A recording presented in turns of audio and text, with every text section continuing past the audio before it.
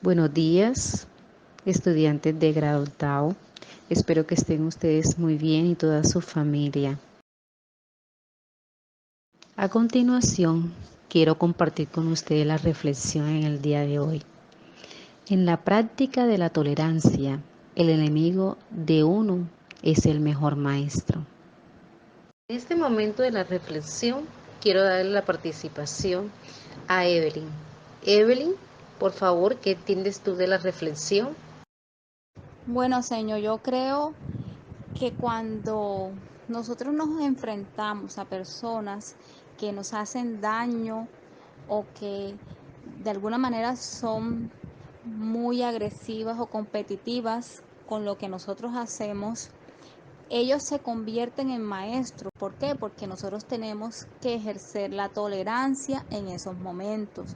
No nos podemos llevar por la rabia ni por la ira, sino que tenemos que dialogar con ellos y tenemos que buscar soluciones a los problemas. Gracias.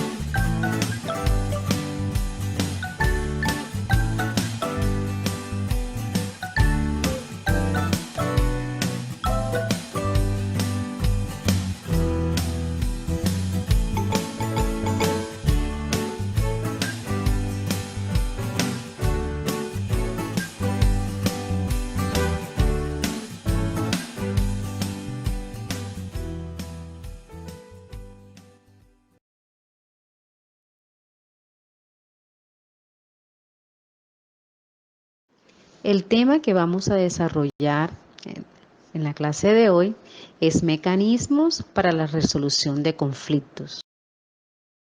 Mecanismo para la resolución de conflicto. A manera de concepto, son las diferentes posibilidades que tienen las personas envueltas en un conflicto para solucionarlo sin la intervención de un juez ni de un proceso judicial. Es decir, son una opción para resolver conflictos de una manera amistosa, expedita, sencilla, ágil, eficiente, eficaz y con plenos efectos legales. Los protagonistas son las partes. En caso de que el conflicto no pueda ser prevenido, existen algunos mecanismos que se utilizan comúnmente para resolverlos. Mecanismo para resolución de un conflicto. Existen muchas alternativas para la resolución de un conflicto. La decisión sobre el tipo de mecanismo de disputa que se utilizará dependerá de una variedad de factores que incluyen: primero, la naturaleza de la disputa. la relación entre los involucrados, la sensitividad de los problemas pertinentes y el resultado probable y el costo del litigio. Los beneficios de la resolución de un conflicto. Formación idónea de facilitar el acceso a la justicia al ciudadano. Eficacia, participación ciudadana, tranquilidad, ahorro de tiempo y de dinero. Son procesos rápidos y sencillos. Son informales y la manera menos estresante de alcanzar una solución. Permiten ayudar a que las partes determinen cómo sus necesidades quedan satisfechas. Las partes y no el tercero neutral decide la solución de su problema.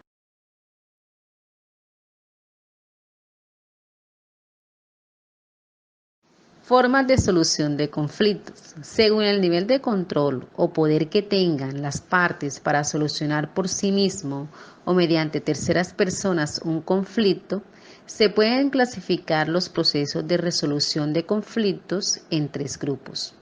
Autotutela. Los conflictos son solucionados directamente por las partes haciendo uso de violencia. Una de las formas de expresión es la guerra. En nuestro medio, la autodefensa está regulada en los códigos civil y penal. También tenemos la autocomposición. Los conflictos son solucionados de manera que solo la voluntad de las partes involucradas en él va a ser lo único que ponga en fin a tal antagonismo.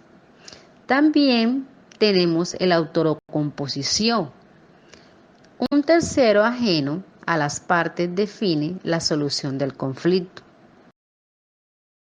Formas de solución de conflictos. Según el nivel de control o poder que tengan las partes para solucionar por sí mismo o mediante terceras personas un conflicto, se pueden clasificar los procesos de resolución de conflictos en 3 grupos.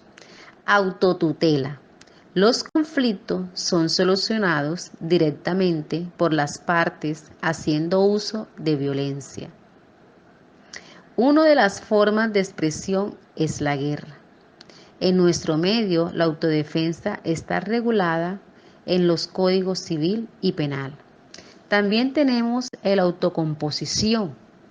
Los conflictos son solucionados de manera que solo la voluntad de las partes involucradas en él va a ser lo único que ponga en fin a tal antagonismo. También tenemos la autocomposición. Un tercero ajeno a las partes define la solución del conflicto.